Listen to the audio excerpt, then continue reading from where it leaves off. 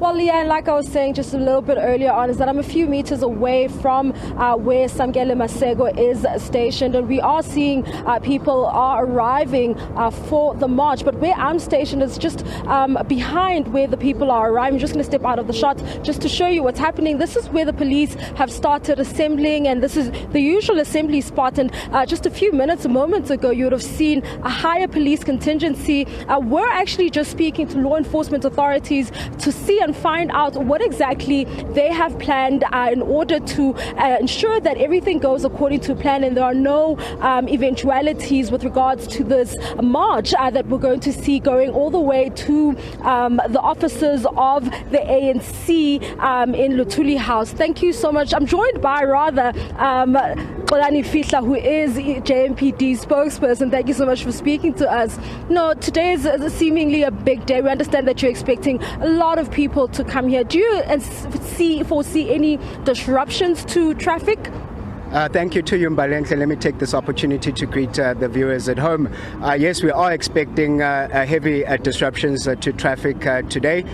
We are expecting close to 3,000 participants who will be marching to Bears Nadir Square. It's not too far from Luthuli House, and they will be addressing issues regarding load shedding and rolling blackouts. We do have heavy police contingencies who will be monitoring the march and to regulate traffic within the city of Johannesburg, saying that we are expecting a lot of people will be participating in this march.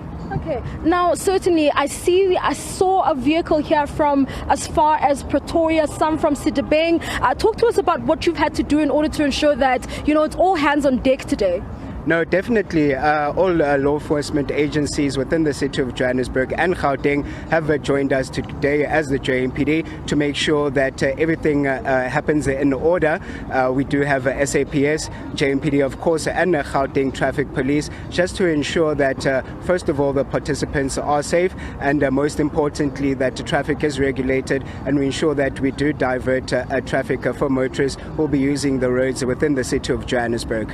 Now, I'm sure you've had to, consider the amount of people that are expected to come here. Is that part of the reason why the people with the memorandum of demands, will be handed over at a square nearby Luthuli House and not directly outside Luthuli House anymore? Yes, no, from our understanding, there isn't a memorandum of demands that will be handed over.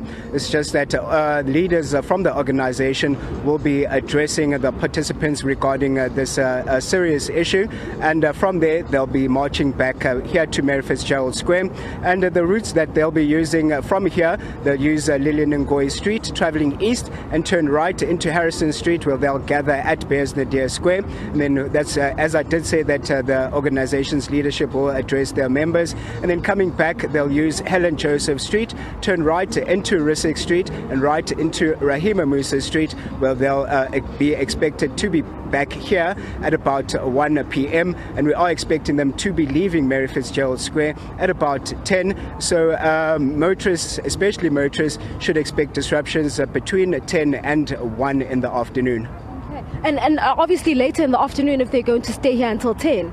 No, definitely. So we are expecting further disruptions after 1 p.m. So officers will still be around within the area to ensure that everything is in order.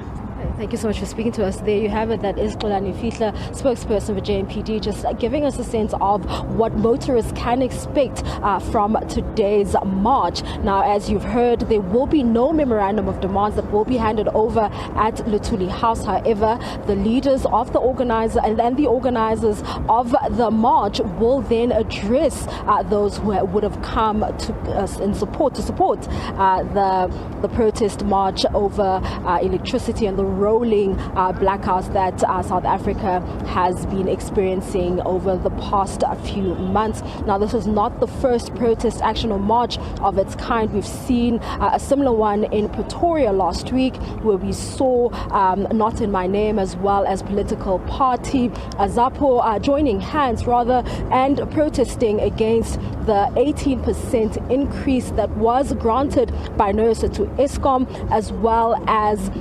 the rolling blackouts are calling for somewhat of a resolution from government. We saw the marchers there going to nurses' offices in Pretoria as well as the union buildings. For now, though, it's back to you in studio.